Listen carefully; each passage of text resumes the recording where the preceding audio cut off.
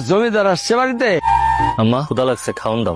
আরে বাবা রে, আমার জমিদার এসে গেছে। দাও দাও, খাওন দাও, খাওন দাও। বোমা পোলাও কোরমা রান্না হয়েছে তোমার? দাও পোলাও কোরমা, কালিয়া কুর্তা যা আছে সব তাড়াতাড়ি দাও। আমার জমিদার এসে পড়ছে। আরিয়া সিংহাসনটা নিয়ে আয়। লগে মনে করে একটা গামছা নিয়ে আসিস। জমিদারের ছোট পুত্র আইছে, হাত মুখ ধুবে বসবে। নিয়ে আয়। তোর ইন্টারভিউ কেমন হয়েছে? মুখ দেখা বুঝুন আমার ইন্টারভিউ কেমন হয়েছে। আমরা আপনার সাথে সময় মতো যোগাযোগ করব, এই কথাই তো কইছে, তাই না ভাইজান? শোন, তোর একটা কথা কই, এসব ইন্টারভিউ দিয়ে কোনো লাভ নাই। আমগুলোকে খেতে খাবারে কাজ কর, সংসারটার উন্নতি হইবে, ভালো হইব, বুঝছো?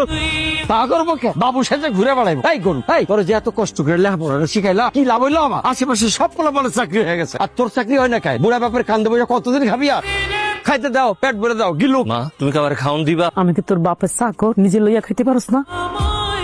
আমার শার্টটা একটু ধুয়া দিস তো বোন, কালকে আরেকটা ইন্টারভিউ আছে। শোনো ভাইজান, আমি না তোমার চাকর না। কালকে সকালে কলেজের একটা পিকনিক আছে, 3000 টাকা চাঁদা ধরছে। বড় ভাইজানে বসে 2000 টাকা দেবো, 1000 টাকা তুমি জোগাড় করে দিতে পারবা? আবার করে শার্ট ধুয়ে দিতে। আম্মা এই ডাল ছাড়া কি আর কোনো তরকারি নাই? আর কিছু রান্ধো নাই? তোর কপালে যে ভাত ঝুকছে, এটাই আল্লাহর কাছে শুকরিয়া কর। মা তোমরা সবাই মিলে আমার সাথে যে ব্যবহার শুরু করছো, আমার কি মনে হয় জানো? আমি তোমাকে নিজের পোলা না, আমি তোমাকে সব পোলা। তুই যদি নিজের পোলা হইতি, তাহলে বুড়া বাপ আর বড় ভাইয়ের ঘাড়ে বৈশা খাইতি না। একটা দামড়া পোলা হইয়া কেমনে কামকা না করে তাও এই তুই বসে বসে খাইতে লজ্জা করে না? লজ্জা করবো কে? খেতে খামারে যদি কামে যায়, তাহলে আপনার সুন্দর পোলার গায়ের রং ময়লা হয়ে যাইবো না? আর গায়ের রং ময়লা হয়ে গেলে তো সে চাকরি বরাত পাইবো না। এই জন্য স্কিনটারে সুন্দর রাখে। দুই চোখ যেদিকে দেখো যাস না কেন? বাড়িয়ে যা বাড়ির থেকে, তাইলে একটা আপদ বিদায় হইব। কি ব্যাপার, মন খারাপ করে বইয়া রইছো কেন? বুঝতে পারছি ইন্টারভিউটা ভালো হয় নাই, তাই না? আরে বাবা, এতে মন খারাপ করা কি আছে? আইজ হয় নাই, কাইল হইবো। আমার মনে হয় না সেই কাইলটার কোনোদিন আইব। গত 3টা বছর ধরে এই অফিস ওই অফিস কত জায়গায় ইন্টারভিউ দিয়ে গেলাম, কোনো জায়গায় চাকরি হইল না। বাড়ির লোকজন তো এখন আমার সহ্যই করতে পারে না। জানো আম্মা আজকে কি কইছে? আমি নাকি আপদ, আমি বাড়ির থেকে যদি বিদায় হয়ে যায় তাহলে তারা বাস। আরে দূর, চাষি এসব আগের মাথায় কইছে।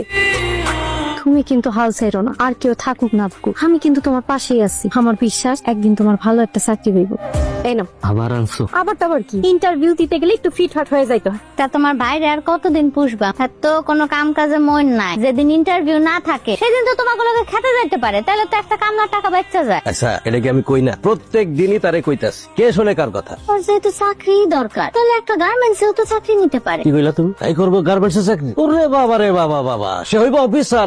বোঝো নাই ব্যাপারটা? এসব অফিসার গিরি করতে করতে দেখবা কোন দিনকে কান পড়া দিছে, পরে বাপের জমি এসে ভাগ চাইবো। কি রে ভাত খাইছো? তুই খাইছস?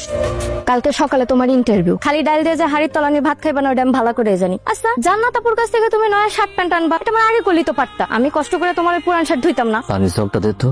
নাও, খা, উদ্ধার করো। খাস না খেন খা। একটা বার খোঁজ লইছস যে আমি ভাত খাইছি কিনা? আমি খালি বকাই দেই, খালি বকা।